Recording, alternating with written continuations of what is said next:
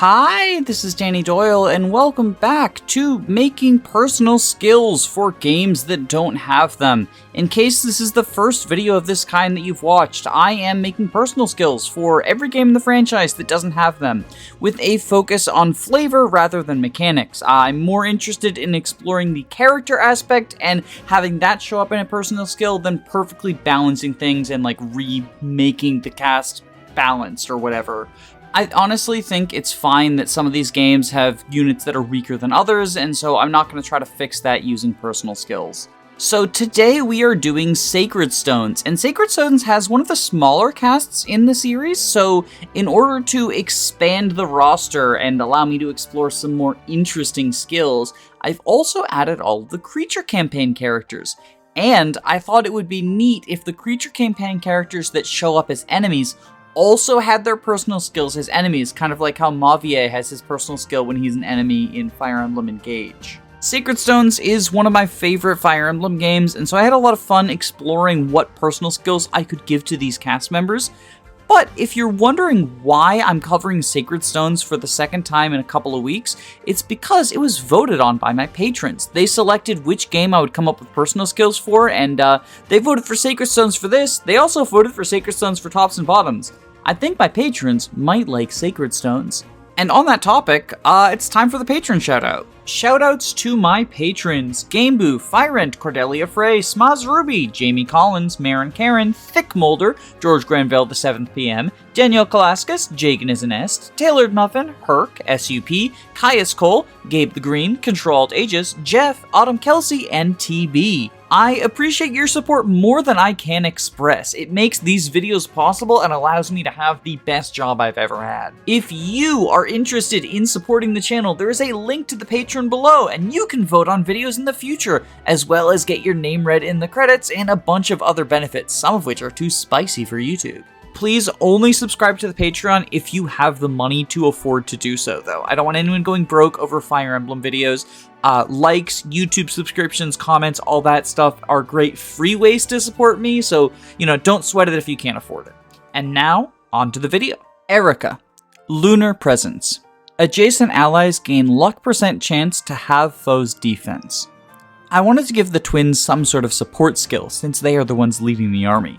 And considering their promotion items are named Lunar and Solar Braces, as well as the establishment of Luna and Sol as associated with them in Fire Emblem Engage, I figured that giving adjacent allies access to these skills through a luck % chance would be an appropriate way to tie that to their personal skill. Seth. Exemplary. Adjacent units gain 1.2 times experience. Yes, I shamelessly stole this from Byleth, but Seth fulfills a similar role. He tutors and trains all of the other knights. Sure, it's not in an academy as a teacher, but he fills that role just the same. Besides, I don't think he needs a personal skill to increase his own combat, does he? Gilliam. The Silent Knight. Luck % chance to inflict the silent status on an enemy that deals damage to him.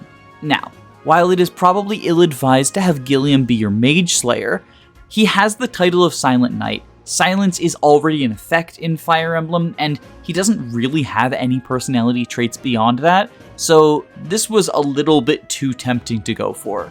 I'm giving myself some bonus points for the meme value. Frons. Learn by example. If adjacent to a unit with a higher level, gain a 1.2 times experience bonus. Promotion counts as 20 levels. This is the functional opposite of Seth's ability, because I think that Franz and Seth fulfill functionally opposite roles, both from a gameplay and story perspective. And yes, I would allow them to stack with each other, whichever increases your motivation to get these pairs to support each other. Vanessa. Daydreamer. When using the wait command and no other actions, gain plus 50 hit and avoid versus bows until your next turn. Most of Vanessa's supports revolve in one way or another around her infatuation with Inez. As a result, I felt like her waiting on the battlefield would be her getting distracted by thinking about Inez, thus the bonus against bows. She gains Bowbreaker because she's thinking about a sniper. Moulder. Confidant. When healing an ally with a staff, grant them plus 3 resistance until the following turn. Moulder's character is very much that of the archetypal priest, with much of his supports featuring other people coming to him and confiding in him with their feelings. This feels very similar to the concept of confession, and I'm choosing to believe that Moulder ends these confessions by putting a little bit of pure water on people's forehead in the same way that a Catholic priest would do with holy water. Garcia. Hero's reputation. Allies within 2 tiles gain 15% hit. Many people look up to Garcia because he was a war hero in the continent's previous big conflict. With this in mind, I like the idea of giving him a charisma effect, as despite his long retirement, his reputation is still going strong. Ross. Warrior's Spirit. Deal +2 damage and take -2 damage against higher level foes. Promotion is considered 20 levels. Ross is on a journey of self-improvement, trying to become the warrior that he believes his father is. He will often find himself fighting above his weight class specifically because he wants to improve and thinks that that is the best way to do so. I think this skill expresses that flavorfully, and as a bonus, it helps him from a gameplay perspective as well, as he will often be behind not only the rest of your units, but also the enemies in terms of levels. Although, admittedly, it could lead to some awkward situations where the combat forecast goes differently than you expected because he gets a level up mid-enemy phase. But I think that that is a risk I'm willing to take. Nami. Crybaby. If at 50% or less HP, gain 20% hit and deal +3 damage. If there's one thing we all know about Nami, it's that she'll cry at the drop of a hat. This skill allows her to channel that pain into anger and push that anger onto the enemies productively. Calm. Ill Behavior. Units within 2 tiles deal -1 damage, have -10 hit, and -10 crit. Calm is mean to everyone around him, whether they be friend or foe. And as a result, I think that the insults he hurls would cause people to perform worse in battle, in a similar aspect to vicious mockery from bards in Dungeons & Dragons. Calm does not discriminate, however, so he will insult enemies and make them perform worse, but he also insults allies and breaks their concentration. Arter. Foul Beasts Begone. Plus 40% hit against monsters. Archer's reason for joining Erica's army is he wants to cleanse the country and get rid of all of the monsters. Since he already has access to a bonus damage skill through Bishop's Slayer, I figured giving him bonus hit would be the only other option to reflect this. 40% is quite a lot, but outside of Moth Dogs, monsters aren't actually especially dodgy, and he's often going to get 100% even without the personal skill, so I figured I would make it as impactful as possible for the few dodgy monsters you face throughout the campaign. Loot. Studious. Gain double weapon experience and double staff experience. Due to her ability to remember practically everything she reads, it makes sense that Loot would not need as much time to study new weapons as others would. From a gameplay perspective, this skill would also potentially help even the competition between her and Archer over the first guiding ring. He has a better staff base, but she learns twice as fast. And so it depends on whether you're more interested in short-term or long-term staff usage. Natasha. The Healing Spirit. Adjacent allies heal 30% at the start of player phase. Natasha is one of the most caring individuals in the cast, often putting herself at risk to help others. While it's not the most mechanically unique thing in the world, I do think that reflecting this through a healing aura is somewhat flavorful. Joshua. Rigged Bet. If this unit has 65% or higher crit chance, attack will automatically hit and crit, and foe's attack will miss.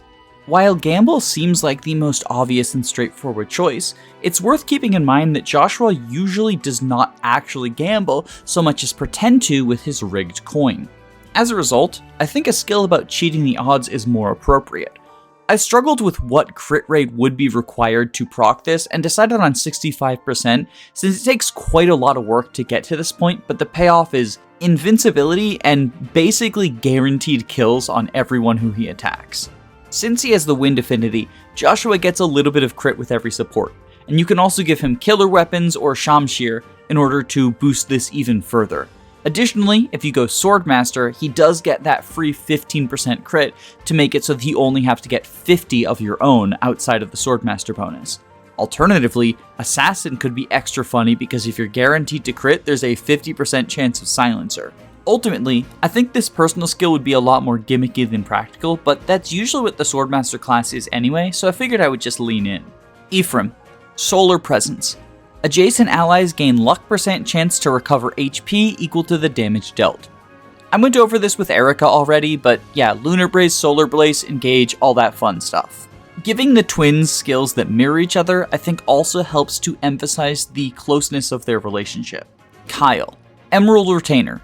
If adjacent to a Lord, both units gain 15% hit. Ford, Crimson Retainer.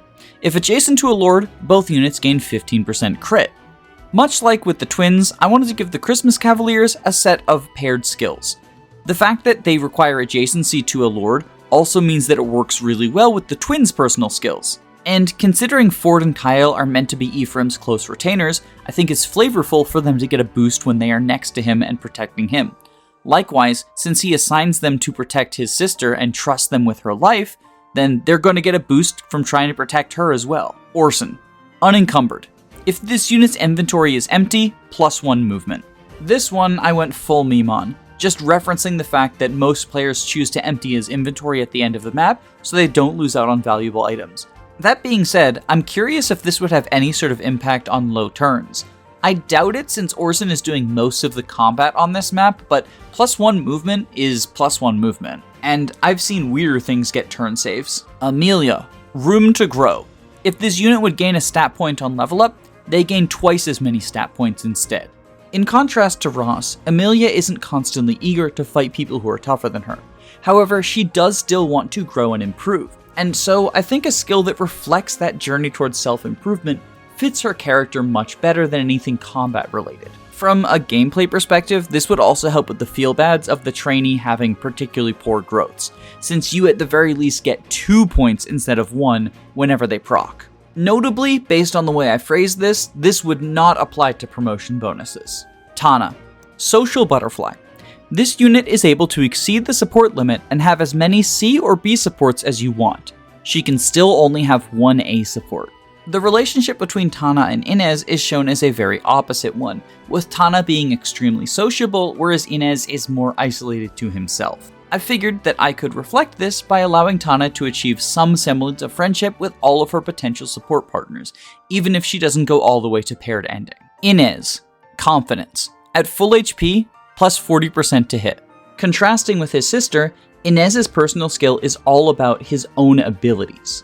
The boost to his hit is immense and nearly guarantees he will hit every shot. However, as soon as he loses any amount of HP, his confidence is shattered and he loses the entire bonus. Garrick, Leadership. All allies gain 5% hit and avoid if this unit is deployed. Between Garcia, Garrick, and the twins, there are a lot of people in Sacred Stones who feel like they should have a personal skill based around inspiring the people working for them. As a successful leader of a mercenary band and a proven tactician, I figured that Garrick was the perfect candidate for a leadership star-esque ability. Tethys, Nimble Movement. This unit does not take terrain penalties. One of the things that comes with life as a dancer is being good on your feet, as Tethys has to demonstrate fancy footwork all the time. As a result, I think that she would be able to expertly navigate terrain without being slowed down one bit. Marissa, All or Nothing. This unit can use the All-In command to double critical rate at the cost of giving the enemy 100% hit. With the amount of showmanship that Marissa has, I knew that I had to give her something crit related, as she's going to demonstrate that fancy sword work one way or another. I thought that giving the enemy 100% hit would be a perfect way to demonstrate her overconfidence. The Crimson Flash is so certain that she's going to kill her foe that she doesn't even bother focusing on self-defense. La Rochelle, Slayer of Beasts. This unit always deals effective damage to monsters. Much like Archer, La Rochelle is on a quest to kill monsters. However, unlike him, she doesn't actually have access to the Bishop class, instead being either a Mage Knight or a Valkyrie. I always thought it was a little weird that the unit who starts the game by going on a crusade against monsters had no way of dealing effective damage to them. So I decided to remedy that fact and give her functionally a Slayer duplicate as her personal skill. Dusel, Battlefield Enthusiasm. This unit gains +3 hit for each ally within 3 spaces. All allies within 3 spaces gain 1/3 of this effect. I generally get the idea that for Dusel, cutting down monsters is just one big party. And hey, every party is more fun the more people who are involved. He gets the biggest effect out of this, but everyone who is boosting him is going to get a little bit of a boost as well. Saleh, Valega. When using the wait command, gain +3 resistance and recover 10% HP. Valega is the in-universe name for Saleh's advanced form of meditation that allows him to see everything on the battlefield at a moment's notice. In this case, waiting is meant to represent meditation, and resistance is often associated with enlightenment or spirituality, both of which Saleh is able to gain from meditating. The +10 HP is also a reflection of him healing his mind and channeling that healing into his body. Yuan, adaptable knowledge. This unit's weapon ranks are all leveled together. If this unit would gain a new weapon type, they gain it at the highest rank that they currently have. As our third and final trainee, Yuan studied under Saleh for quite some time before putting his magic into work. I think it's reasonable to assume that he would have studied magics other than just anima, and therefore he can put the knowledge of dark, light, or staffs into use whenever he enters a class that can cast those spells. From a gameplay perspective, this would mostly just serve to not make the choice of going into Dark Mage feel like a departure from Yuan's studious nature. Although one pleasant side effect would be a fairly high starting staff rank once he reaches the final tier of classes. Cormag, Independence. +20% hit and avoid and +10% crit if there are no allies within 3 tiles. Whether the skill is a reflection of Cormag's independence from his country, or a reflection of the fact that he doesn't quite feel like he belongs in the army, is up to viewer interpretation. But I do think allowing him to operate more effectively as a lone wolf fits in with his character. Renak, Payday. Luck % chance to get a red gem when attacking and killing an enemy. Yeah, this is just despoil or make a killing or any other number of get money off of killing skills. But, I mean, Renak is doing everything for money. He makes this clear both in his conversation with the Lords and when trying to explain that La Rochelle that he does not want to be her companion anymore because it doesn't pay well enough. Look, if I was willing to come up with something more complicated than just gamble for Joshua, then you should give me this freebie for Renak, because there's not much going on other than his desire for money. Dusel, the Obsidian General. When attacked, luck % chance to prevent all physical damage and deal the amount of prevented damage to the attacker instead. Dusel is an unmovable wall, but I thought giving him something as simple as Great Shield would have 2 problems. One is that he often doesn't take that much damage anyway, and the second is that this is a class skill, and technically Amelia and Gilliam could get it as well. So instead I gave him an upgraded version. While the first problem remains, since if he wasn't going to take that much damage, he won't deal that much in return, at the very least it stands out as something different than what you could get by leveling up the shitty Chapter 1 Armor Knight. Yes, I am aware that I gave La Rochelle a skill that is functionally just a class skill, but I never claimed to be consistent. Null, the Prophesized Disaster. Enemies within 2 spaces suffer -15% crit avoid. Skills and items cannot reduce the crit rate this unit faces. So this is a slightly reworked version of Arthur's skill from Fire Emblem Fates. It basically makes it so that Null can't use the Hoplon guard to prevent the low percentage crit that he will always face due to his abysmal luck stat. In exchange, however, he gives you some amount of crit on all of the enemies around him. Since Null is typically not a unit that you do much combat with anyway, I think that this could be leveraged to be mostly upside, as he can do things like staff utility or summoner utility, while also positioning himself in such a way to allow you to gamble for some crits on enemies. Mir, Purifying Breath. +20% hit and avoid versus monsters.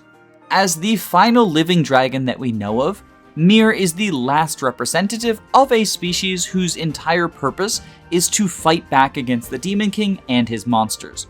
As a result, much like Archer, I figured giving her something to boost her ability against them would be good.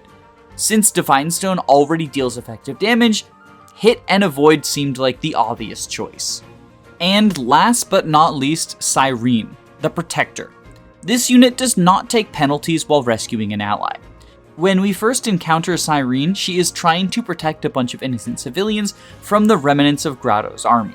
As a result, I wanted to give her something that allows her to protect allies more easily. A savior effect fits the bill, and also helps supplement her status as a mostly utility flyer. Now that's all of the units from the main game. However, the Sacred Stones has a fairly small cast, and so I decided to also give personal abilities to everyone who you can recruit in the Creature campaign. In my mind, these personal abilities would be present on them when they appear in the game as green units or red units. So, along that line of thinking, I tried to mostly give abilities that would affect units during the time that you face them in the campaign.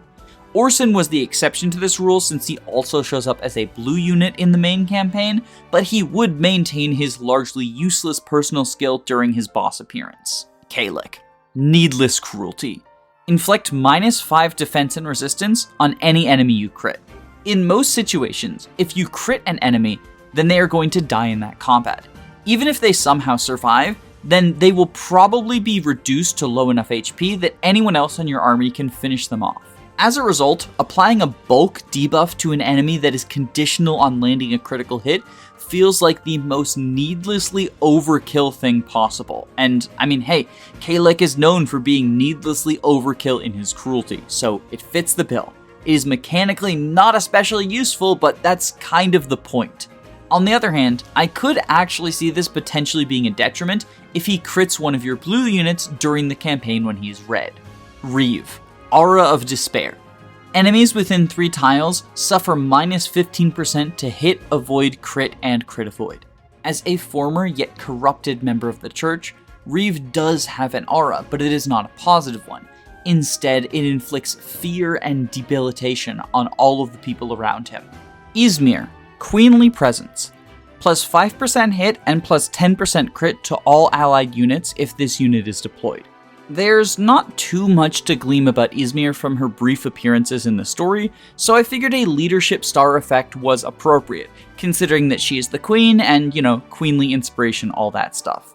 The reason I focused on hit and crit is this allows her to actually work well with Joshua's skill, since +10 crit to him does get him closer to that rigged gambling threshold.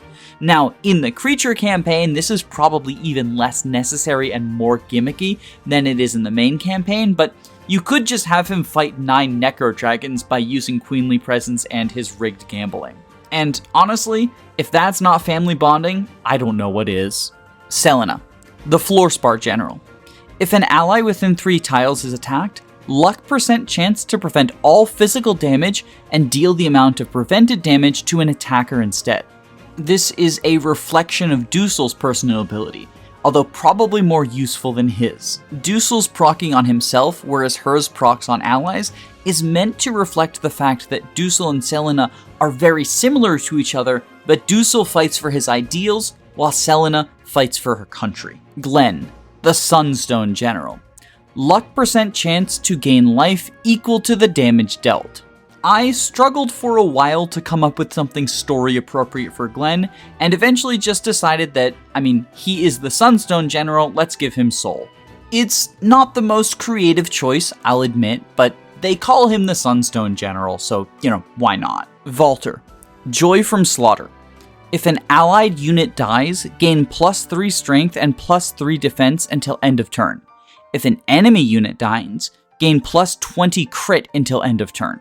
Vter is a big fan of people dying, and really doesn't care about whether they're on his side or not. From a mechanical perspective, this is definitely more impactful when he's a red unit than a blue unit, because you're probably not sacrificing your blue units just to give him a 3 strength, 3 defense buff. I guess you could do it with summons. I didn't really think of that when I was coming up with the skill. Maybe I could rework it to be non-summon, but it's the creature campaign, it doesn't matter. You could just boost his stats with summons, why not? Hayden, Tactician. +30 hit when foe cannot counter. Much like with Ismir, I just don't get much from Hayden in the story, so I figured he's a ranger, he can use bows and swords, take advantage of the fact that he can attack from 1 range or 2 range. Fado, Reinforce. Can use the Reinforce command to summon a squad of green armor knights. I don't have much lore stuff about Fado either, but he's a general, and so I kind of like the idea of him just summoning the shittiest green armor knights imaginable to be fodder turn after turn after turn. And last but not least, Lyon, Demonic Overload. Allied monsters and phantoms gain +20 hit and avoid. Having been almost entirely possessed by the Demon Lord, Lyon is boosting all of the monsters around him with the pure necromantic energy.